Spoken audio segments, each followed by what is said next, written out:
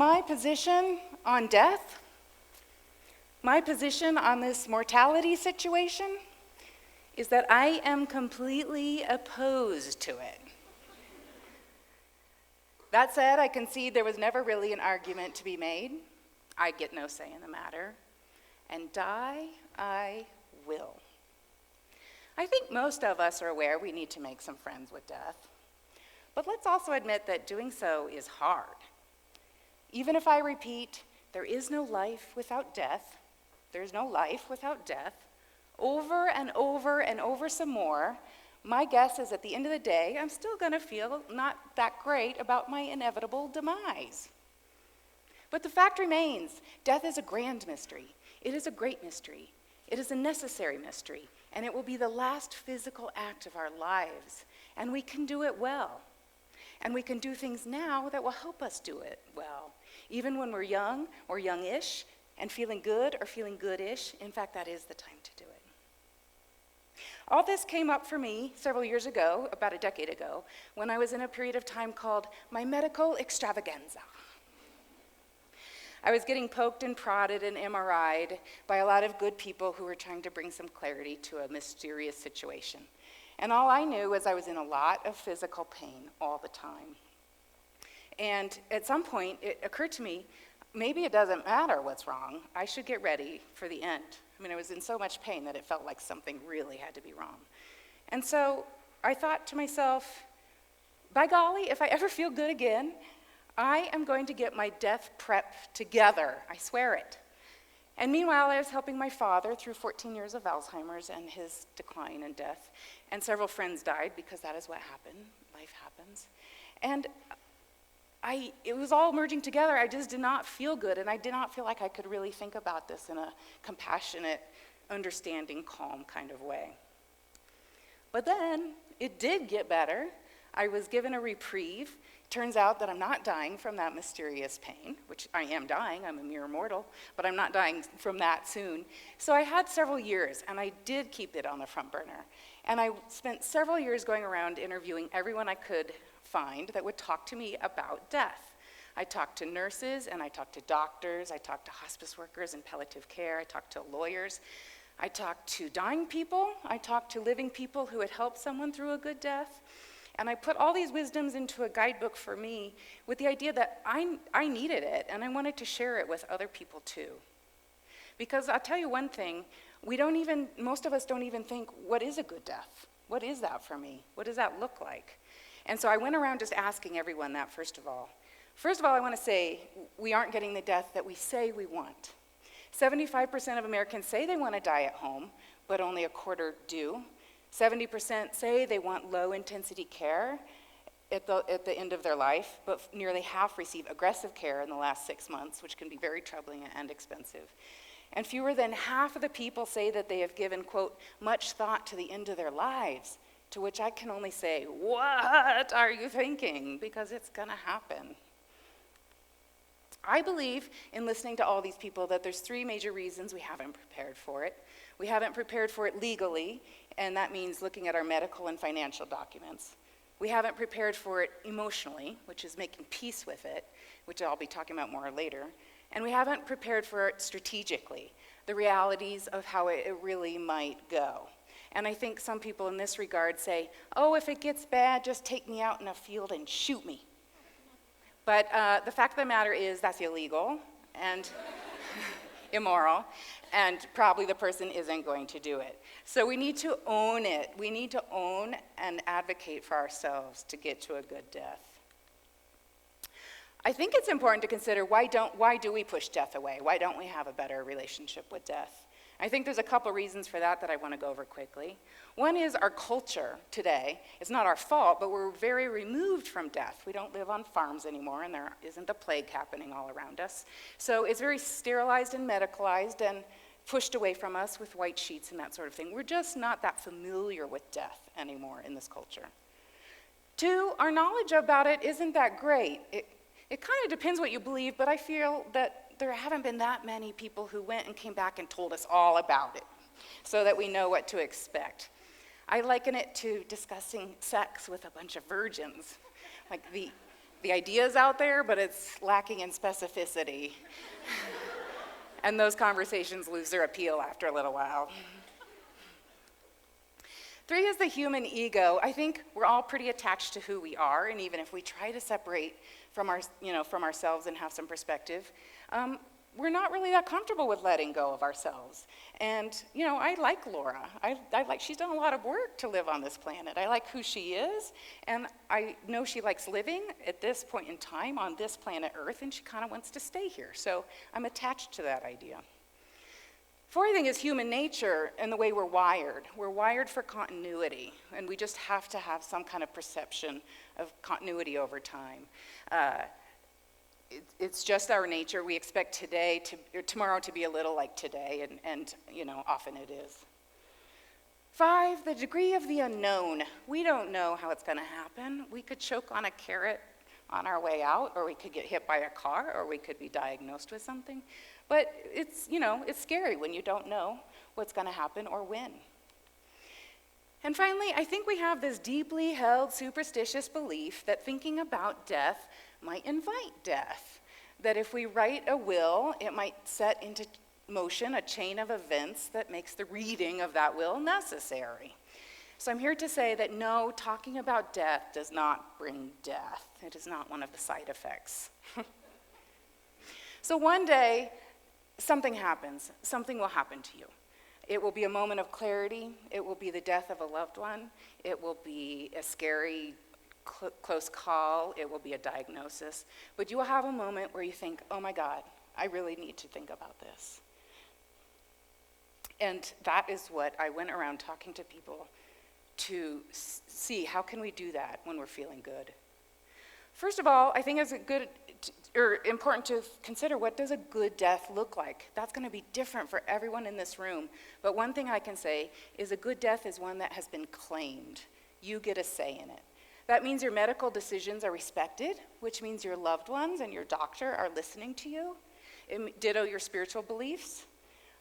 You are also fully informed. That means people are having honest conversations with you and not lying to you about getting better if you're not going to get better. You are with those of your choosing and not with those of your choosing. You get a say in the matter. You are as comfortable as possible, which means that pain relief might be part of your care, which means you might need an advocate to have somebody helping you with that. And finally, the details that bring comfort. Just like a good cup of coffee or a good night's sleep totally makes your day, I think having the right snuggly blanket or teddy bear from childhood or photo around you can really bring a lot of comfort. If possible, this is a death that can be claimed if we have that choice, but 10% of us will die unexpectedly in a way that we couldn't prepare for. And in that case, I think we have to remember peace is an inside job. It comes from work that we've already done to get us to take that last breath out with our chin up and our heart brave. So I want to talk about how to do that. One of my favorite concepts that I came across in my research, and it was called many things by many different people, but I call it a death mantra. And by that I mean a series of words or an image that you bring to your consciousness at the very last moment you take that last breath in and no breath out, if you're able. And it could be the curve of your daughter's smile or your son's eyes. It could be the words peace or love or hello, great mystery, or dang, I've done a good job. It could be any of those things, but the trick is that you've thought about it. What's something at the very last moment that could bring you a lot of peace? The trick, I think, is practicing this before you really need it, because with everything in life, it's practice that gets it ingrained. So I practice my death mantra whenever I get on an airplane. I hate flying. I have to do it pretty often, and I have to get on that, walk down the runway and get on the plane. And so the whole time I'm reciting my death mantra, which both gets me on the airplane, but also reminds me of my greatest joys in life and allows me to practice, what I want to come up naturally later. A friend of mine practices her death mantra whenever she passes roadkill in the road. It's her way of honoring that dead animal, because she's very sensitive to that. But it's also a way of reminding herself that she too, metaphorically, will be an animal on the side of the road someday. And that's just the fact of it, you know? I have another friend who practices her death mantra. She puts it in her sock drawer. Anytime she gets out a pair of socks, she says her death mantra out loud. The idea being that it gets more ingrained in her neural pathways, and so that at that moment when she needs it, she will be able to recall it. So this sounds weird and morbid perhaps, but people are out there practicing their death mantra, and I think you should too. Another great thing I think we can do to bring peace to our death and the death of our loved ones is to talk about it. Talk and prattle and babble and parlay and chat and chat and chat about it. Because the more we keep something inside, the more neurotic and crazy we feel about it. Expressing something is the way that we become more comfortable with an idea. A great way of doing this is the death cafes that are popping up, and I just encourage you to search that and go to a local one. They're at cities all around, or you can host your own. And there's a whole death cafe movement that's kind of spreading across the nation and the world, which delights me. Another thing you can do is what I call an ethical will. This is you writing down who you were, what you stood for, what mattered to you, the basic human that you are. And I suggest that you do this now. I mean, what if you did this now and you updated it every year on your birthday or at Christmas or the New Year's or something? It's a really good way to have a life review and to be able to leave some kind of record of what mattered most to you. Another similar activity you can do is what I call a goodbye letter to life, which is just that. You get to write, "Dear life," and then you can vent, or you can be grateful, you can be curious, you can be all those things, but you get to address your life. So many people I talked to in the course of my research talked about the importance of a good death being reliant upon leaving behind a legacy of who you are. And that doesn't always mean you have a library built in your name. It means that you have some document that that somebody knows who you are and what you stood for. And it's also a chance to review your life, the ups and downs, the bad times, the times you made a mistake, the times you really kicked ass. And that's a really empowering thing too. So to have some kind of overall perspective is really important. Then there's what I call death prep extravaganza activities, which I find really fun. I might be an oddball, but these are things that I enjoy thinking about. For example, I write my obituary every year on my birthday to help get ready for that. And also because I've been asked to write a few people's obit at the last minute, and I didn't know anything about where they were born or who their siblings were and stuff, so leaving behind something is a good idea. But also, I think it's super fun to think about the last words you want to hear, for example. Would it be a poem, a prayer, your kids' names, the names of your favorite cats or locations? So think about if somebody's with you and they could read you some last words, what would you like to hear? Also, what smell would you like around you? I want the smell of sage, which means I need to tell somebody that so they're smart enough to bring in some sage from the foothills. Your favorite music. What kind of music brings you joy and peace and hope? Books or quotes maybe, items or photos. And also, what last taste if you get that choice? It's fun to think about these things. And I thought about it when my father was passing, and I snuck in a little bottle of whiskey and a Q-tip, and I put it just a little on his lips and tongue just because I knew he might get a kick out of that, and I wanted to give him the last good taste of whiskey. So you might think of some of these fun things you can do for yourself or for a loved one. Last but not least, and this is so critical, at some point in time in the very near future, I hope you will get it out of your head where it might be formulating all these ideas and onto the page and in a document that you can hand a loved one who will be in your life for a very long time so that they, and just ask them to keep it safe for you in case something happens. Again, the thing I heard over and over that a bad death or a difficult death or a death that split a family apart was often very related to the amount of communication that had gone on about death.